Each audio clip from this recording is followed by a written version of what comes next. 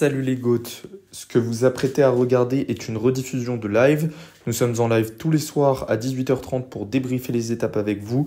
N'hésitez pas à nous y rejoindre et bon visionnage. Du coup, fin de ce Tour de France qui s'est terminé du coup à Nice à cause des Jeux Olympiques.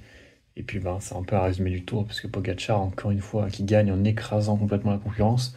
Il relègue Vingegaard à 1 minute, Remco un peu plus, alors qu'on attendait Remco comme gros favori de ce chrono, mais on a vite senti qu'il ne serait pas dans le rythme. On s'est dit que peut-être Vingegaard pourrait aller chipper la place de Pogacar. Et Pogacar était vraiment trop fort et on n'a même pas eu trop l'impression qu'il forçait vraiment, mais voilà, il allait s'imposer tranquillement. 6 étapes sur le Tour. Pour un leader du général, je me demande depuis combien de temps ça n'a pas été fait. Donc, encore une fois, énorme perf. Sinon, qu'est-ce qu'on peut dire d'autre? Pogacar, 3e Tour de France. Un Giro, donc ça fait 4 grands tours déjà, le mec a 25 ans. Le doublé Giro Tour de France, du coup, mais bon, ça, on s'en doutait un peu depuis quelques étapes. Et ouais, 6 étapes sur le Tour, c'est énorme. Honnêtement, on s'en rend pas compte. Heureusement que Vingegaard lui en prend une et que les premières étapes se finissent en échappée, parce qu'il aurait peut-être pu aller en chercher 8 ou 9. Donc, ouais. Énorme tour. Voilà, le tour a été quand même assez rapidement fini. C'est ça qui est un peu dommage, je trouve. Mais sinon, je sais pas trop ce que vous en pensez. Côté français, on n'a pas vu trop de performance. Lenny Martinez qui fait un bon chrono, ça c'est à noter. Un peu comme sur le Tour de Suisse où il avait été assez en difficulté et puis il avait fait un très bon chrono. Voilà, aujourd'hui il est aussi assez bon, alors il fait 11e je crois, ou top 10. Voilà, pas loin de voilà, une bonne performance. Surtout c'est encourageant pour lui, ça prouve que c'est quand même un mec qui s'est roulé. Assez décevant son Tour de France pour le coup, c'était peut-être pas le moment de l'emmener, ou alors pas dans ces conditions-là. Vraiment le faire au dernier moment, non, il aurait fallu le faire bien avant. C'est quand même un peu dommage.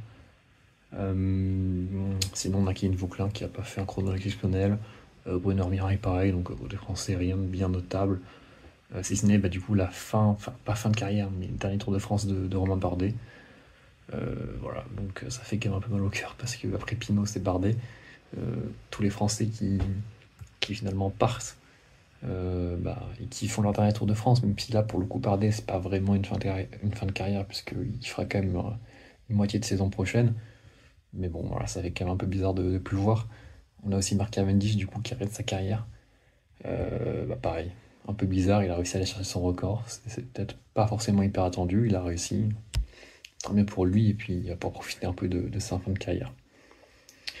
Sinon, Derek Guy, qui fait un très bon tour, et qui fait aussi un très bon chrono. Voilà, qui aurait peut-être pu jouer la gagne sans les extraterrestres, mais bon, malheureusement, c'est un peu compliqué.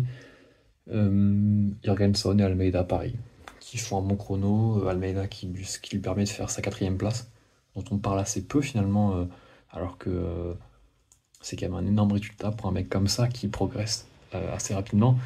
Et en plus, qui était du coup un équipier et qui finit quand même 4e du Tour. Même si derrière lui, c'est Landa qui est un équipier. On a Jorgenson qui est pas loin, qui est un équipier aussi. On a Yates qui est aussi un équipier. Donc bon, de toute façon, le top 10, il y a presque que des UAE, des Soudal et des Jumbo. Donc ça fait un peu mal de voir ça, mais ça va pas aller en s'arrangeant malheureusement quand on voit que toutes les pépites vont soit chez UAE, soit chez Jumbo, soit chez Ineos, ou chez Soudal aussi. Du côté d'Ineos, décevant. Carlos Rodriguez, c'est assez décevant, qui fait top 10, mais bon, il fait 7ème, il me semble, au général. Donc ouais, tour assez décevant pour Ineos, mais malheureusement, quand t'as pas un extraterrestre, c'est assez compliqué. Carapaz aussi, nommé super combatif. En vrai, oui, ça s'entend totalement, il a fait un gros Tour de France. Je trouve juste un peu dommage que assez souvent ce soit les dernières semaines qui soient très prises en compte au détriment des premières semaines, parce que les premières semaines, Abrahamsen fait un truc énorme, il sort quasiment à toutes les étapes. Alors certes, on ne le voit pas en troisième semaine, mais j'aurais bien aimé qu'on récompense aussi ça, parce que Carapace, il gagne aussi son maillot, parce qu'il sort beaucoup en troisième semaine. S'il fait la même chose en première semaine, il n'est jamais super combatif. Comme Nelson Paoles fait la même chose en première semaine l'an dernier, et il est pas super combatif. Donc ouais, bah, c'est assez dommage, je trouve. Abraham aurait mérité. Bon, Carapaz, il est quand même beaucoup sorti.